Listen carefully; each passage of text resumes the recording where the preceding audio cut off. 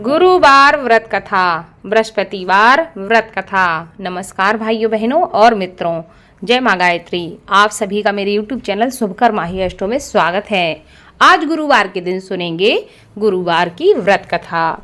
उससे पहले आप सभी से नम्र निवेदन है, अगर आप मेरे चैनल पर पहली बार आए हैं तो प्लीज़ वीडियो को लाइक, चैनल को सब्सक्राइब और वीडियो को ज़्यादा से ज़्यादा शेयर अवश्य करें, ताकि आपके साथ साथ आपके अपने भी इस कथा को सुनकर लाभ ले सकें। और बेल आइकन को अवश्य दबाएं, ताकि आने वाली वीडियो की नोटिफिकेशन आप सभी को मिल सके। गुरुवार का व्रत करने से व्यक्ति के समस्त मनोरथ पूर्ण हो जाते हैं, बड़े से बड़े संकट समाप्त हो जाते हैं, व्यक्ति के जीवन में किसी भी प्रकार की खुशहाली की कमी नहीं रहती।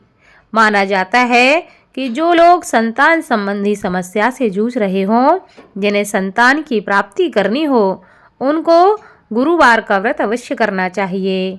या जिनके वैवाहिक जीवन में कोई समस्या हो, उनको भी गुरुवार का व्रत अवश्य करना चाहिए और इस कथा का स्मरण अवश्य करना चाहिए। ऐसा करने से कुंडली का गुरु ग्रह शुभ फल प्रदान करता है और व्यक्ति के जीवन की समस्याएं समाप्त हो जाती हैं। बृहस्पतिवार व्रत कथा के अनुसार प्राचीन समय की बात है कि एक नगर में एक बड़ा व्यापारी रहता था। वह जहाजों में माल लदवा कर दूसरे देश में भेजा करता था। वह जिस प्रकार अधिक धन कमाता था, उसी प्रकार जी खोलकर दान भी करता रहता था। परंतु उसकी पत्नी अत्यंत ही कंजूस प्रवृत्ति की थी। वह किसी को भी एक दमड़ी नहीं देना चाहती थी। वह अपने पति को भी दान करने के लिए मना करती रहती थी, लेकिन उसके पति उसकी कोई बात नहीं मानते थे और वह प्रतिदिन दान किया करते थे। एक बार सेठ जी जब दूसरे देश व्यापार करने के लिए चले गए, तो उनके पीछे से बृहस्पति देव ने साधु वेश में उसकी पत्नी से भिक्षा मांगने के लिए उसके घर पहुंच गए। व्यापारी की पत्नी बृहस्पति देव से कहने लगी कि हे साधु महाराज, मैं इस दान और पुण्य से तंग आ गई हूँ। आप कोई ऐसा उपाय बताएं जिससे मेरा सारा धन नष्ट हो जाए और मैं आराम से रह सकूं। मैं यह धन लुटता हुआ नहीं देख सकती। बृहस्पति देव कहने लगे कि हे देवी, तुम तो बड़ी ही विचित्र हो। हर स्त्री चाहती है कि उसके घर में धन धान की कोई कमी ना रहे, उसके घर में हर प्रकार का सुख रहे, पर पता नहीं तुम कैसी हो जो चाहती हो कि तुम्हारा सारा धन नष्ट हो जाए। संतान और धन से क्या कोई दुखी होता है जो तुम धन से इतनी दुखी हो? अगर तुम्हारे पास धन अधिक हो गया है तो तुम इसे अच्छे कार्यों में लगाओ। कुंवारी कन्याओं का विवाह करवाओ, विद्यालय बनवाओ, बाग बगीचों का निर्माण कराओ। ऐसे पुण्य कार्य करने से तुम्हारा यह लोक भी सुधर जाएगा और परलोक भी सार्थक हो जाएगा। परंतु साधु की इन बातों से व्यापारी की पत्नी को कोई भी खुशी नहीं हुई। उन्होंने कहा, मुझे ऐसे धन की आवश्यकता ही नहीं है जिसे मैं दान में दूं। अब बृहस्पति देव कहने लगे, यदि तुम्हारी ऐसी इच्छा है तो तुम एक उपाय करना। 7 रविवार घर को गोबर से लीपना, अपने केसों को पीली मिट्टी से धोना, केसों को धोते समय स्नान करना। अपने पति से कहना कि गुरुवार के दिन वह दाढ़ी बनाएं, भोजन में मांस मदिरा खाएं, कपड़े अपने घर पे धोना और धोबी को देना। अगर ऐसे कार्य तुम करने लगोगी तो तुम्हारा सारा धन नष्ट हो जाएगा। इतना कहकर बृहस्पति देव अंतर ध्यान हो गए। व्यापारी की पत्नी ने बृहस्पति देव के कहे अनुसार 7 बृहस्पतिवार वैसा ही करने का निश्चय कर लिया। केवल 3 बृहस्पतिवार ही बीत पाए थे कि उसकी समस्त धन संपत्ति नष्ट हो गई। वह परलोक सिधार गई। जब व्यापारी वापस आया तो उसने देखा कि उसका सब कुछ नष्ट हो चुका है। उस व्यापारी ने अपनी पुत्री को सांत्वना दी और दूसरे नगर में जाकर वह बस गया। वहां वह जंगल से लकड़ी काट कर लाता और शहर में बेचता। इस तरह वह अपना जीवन व्यतीत करने लगा। एक दिन उसकी पुत्री ने दही खाने की इच्छा प्रकट की, लेकिन व्यापारी के पास दही खरीदने के पैसे नहीं थे। वह अपनी पुत्री को आश्वासन देकर जंगल में लकड़ी काटने के लिए चला गया। वहां वह एक वृक्ष के नीचे बैठकर अपनी पूर्व दशा पर विचार करके रोने लगा कि पहले मेरे क्या दिन थे और आज मेरे क्या दिन हैं। उस दिन बृहस्पतिवार का ही दिन था। तभी वहाँ बृहस्पति देव साधु के रूप में सेठ बनकर उसके पास पहुँचे और कहने लगे कि हे मनुष्य, तू इस जंगल में किस चिंता में बैठा हुआ है। तब व्यापारी कहने लगा कि हे महाराज, आप सब कुछ जानते हैं। इतना कहकर व्यापारी अपनी कहानी को सुनाकर रो पड़ा। बृहस्पति देव बोले, देखो बेटा, तुम्हारी पत्नी ने बृहस्पति देव का अपमान किया था, इसी कारण तुम्हारा यह हाल हुआ है। लेकिन अब तुम किसी प्रकार की चिंता मत करो। तुम गुरुवार के दिन बृहस्पति देव का पाठ करो। 2 पैसे के चने और गुड़ को लेकर जल के लोटे में शक्कर डालकर वह अमृत प्रसाद अपने परिवार के सदस्यों और कथा सुनने वालों में बांट दो। स्वयं भी प्रसाद और चरणामृत लो। भगवान तुम्हारा अवश्य ही कल्याण करेंगे। साधु की बात को सुनकर व्यापारी कहने लगा कि हे महाराज, मुझे तो इतना भी नहीं बचता कि मैं अपनी पुत्री को दही लाकर दे सकूं। इस पर साधु जी कहने लगे, तुम लकड़ियां शहर में बेचने जाना।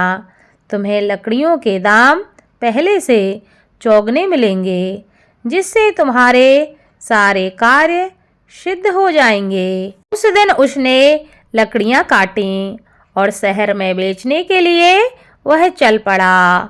उसकी लकड़ियां अच्छे दाम में बिक गईं, जिससे उसने अपनी पुत्री के लिए दही ले लिया और गुरुवार की कथा के लिए चना और गुड़ लेकर कथा की और प्रसाद बांटकर स्वयं भी उसने प्रसाद खाया। उसी दिन से उसकी सभी कठिनाइयाँ दूर होने लगीं, परंतु अगले बृहस्पतिवार को वह कथा करना भूल गया। अगले दिन वहाँ के राजा ने एक बड़े यज्ञ का आयोजन करके पूरे नगर के लोगों के लिए भोज का आयोजन किया। राजा की आज्ञा के अनुसार पूरा नगर राजा के महल में भोज करने गया, लेकिन व्यापारी व उसकी पुत्री तनिक विलंब से पहुँचे। अतः उन दोनों को राजा ने महल में ले जाकर भोजन करवाया।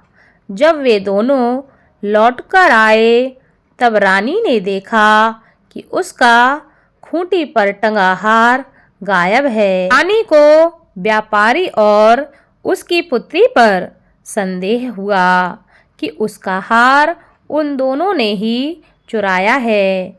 राजा की आज्ञा से उन दोनों को कारागार में कोठरी में डाल दिया गया। कैद में पड़कर दोनों ही अत्यंत दुखी हुए। वहाँ उन्होंने बृहस्पति देव का स्मरण करना प्रारंभ कर दिया।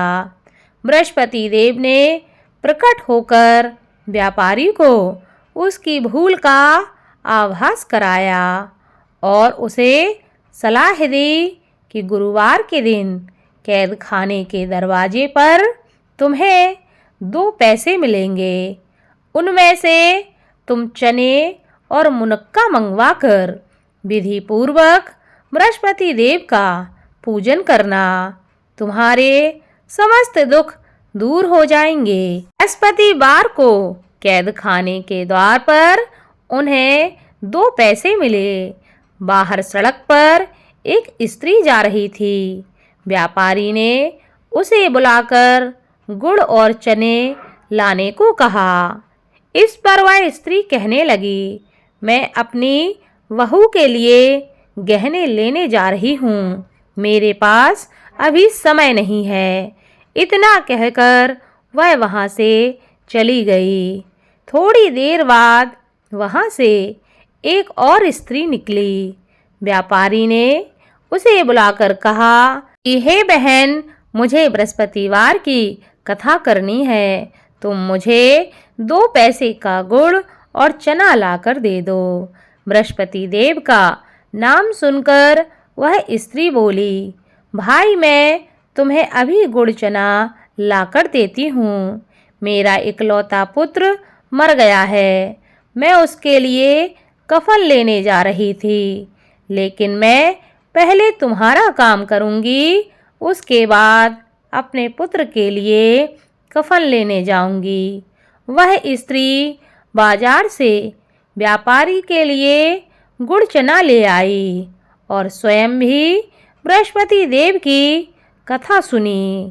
कथा के समाप्त होने पर वह स्त्री कफन लेकर अपने घर पहुंची। घर पर लोग उसके पुत्र की लाश को राम नाम सत्य है कहते हुए शमशान ले जाने की तैयारी कर रहे थे। स्त्री बोली, मुझे अपने लड़के का मुख देख लेने दो। अपने पुत्र का मुख देखकर उस स्त्री ने उसके मुँह में प्रसाद और चरणामृत डाला।